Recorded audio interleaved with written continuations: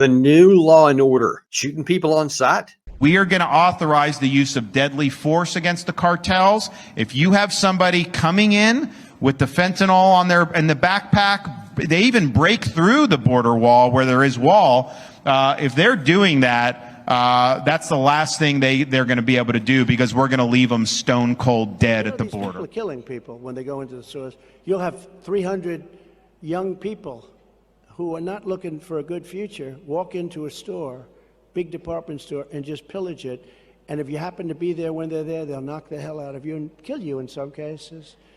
And we will immediately stop all of the pillaging and theft. Very simply, if you rob a store, you can fully expect to be shot as you are leaving that store.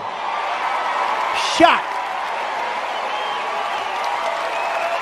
As bad of a crime as robbery is, you can't shoot somebody for stealing a television. We can all say it's reprehensible. It is. But goodness gracious, you can't shoot people because they steal something or because they're acting in a certain way. You see where this is going to go.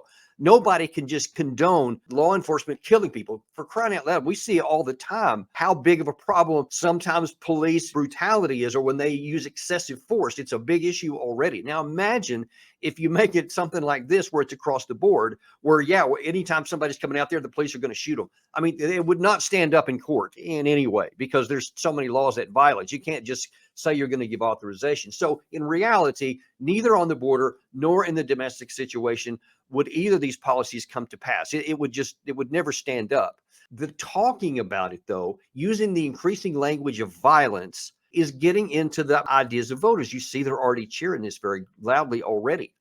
We don't want people thinking, you know what? Yeah, violence is a way to solve it. And if the government won't do it, if the police force won't do it, we'll take matters into our own hands. You see, that's not very many steps away from where we are right now. Secondly, this actually prevents us. It thwarts our ability to solve this very legitimate problem, because we're talking about policies that can't be put into effect, that are good crowd pleasers. It sounds great at a campaign rally.